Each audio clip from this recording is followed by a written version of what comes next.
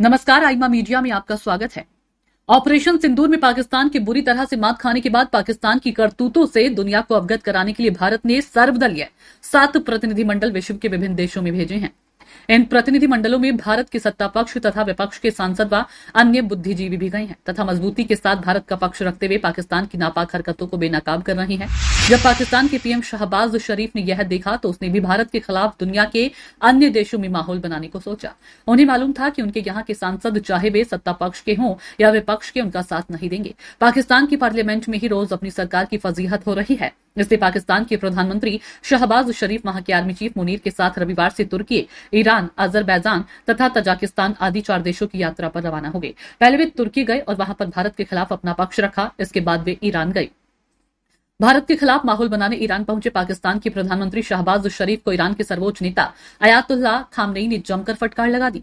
दरअसल खामनेई फिलिस्तीन के गाजा पर पाकिस्तान के रुख से नाराज थे। खामनेई का कहना था कि जब यूरोपीय देश खुलकर इजराइल का विरोध कर रहा है तो फिर पाकिस्तान जैसे मुस्लिम कंट्री गाजा पर साइलेंट क्यों है। खामनेई ने इजराइल के विरुद्ध ठोस कार्रवाई की मांग की और पाकिस्तान से ज्यादा मुखर समर्थन देने को भी कहा। खामनेई ने कहा कि अगर ऐसा नहीं कर सकते तो फिर किस मुंह से मुसलमानों की बात करोगी।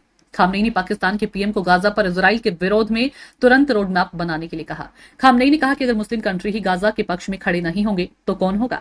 ईरान के सुप्रीम लीडर ने इस दौरान पाकिस्तान की चुप्पी पर नाराजगी जाहिर की। पाकिस्तान के पीएम तुर्की, ईरान, तजाकिस्तान और अजरबैजान दौरे पर हैं। इन देशों का दौरा कर शहबाज शरीफ भारत के खिलाफ शांति को लेकर माहौल बना रहे हैं। बैठक में खामनेई ने पाकिस्तान से कहा कि आपका रुख इजराइल को लेकर सिर्फ बयानों में सीमित है। आप खुलकर हमारे साथ आ जाओ, नहीं तो फिर आपके पक्ष की कोई जरूरत नहीं है। खामनेई का कहना था कि जिस तरीके से यहूदी शासन मुस्लिम बच्चों की हत्या करवा रहा है उसे बर्दाश्त नहीं किया जा सकता।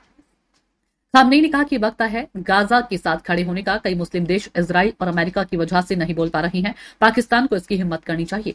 ईरान ने इजराइल के खिलाफ लड़ने के लिए पाकिस्तान को साथ आने का आमंत्रण भी दिया है। खामनेई ने कहा कि अगर आप तैयार हो तो आओ यहूदियों के खिलाफ साथ लड़ते हैं। पाकिस्तान से खामनेई की नाराजगी की एक वजह हथियार भी है। इजराइल परमाणु संपन्न देश है तो वहीं पाकिस्तान एकमात्र मुस्लिम कंट्री है जिसके पास परमाणु बम है। इसके बावजूद इजराइल के खिलाफ पाकिस्तान खुलकर नहीं बोलता।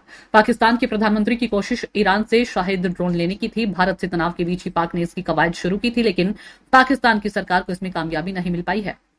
शहबाज के साथ ईरान ने सिर्फ ट्रेड डील किया। ईरान ने कोई भी हथियार नहीं दिए। उल्टे ईरान से पाकिस्तान को पड़ोसी देशों के साथ रिश्ते ठीक करने की नसीहत मिली। शहबाज शरीफ और मुनीर जिस उम्मीद से ईरान आए थे वह पूरी नहीं हुई और उन्हें यहां से निराश हाथ लगी है। आईमा मीडिया को अगर आप YouTube पर देख रहे हैं तो सब्सक्राइब करें। फेसबुक या अन्य सोशल मीडिया प्लेटफॉर्म पर देख रहे हैं तो फॉलो करें। हमें कमेंट बॉक्स में अपने सुझाव अवश्य दीजिए।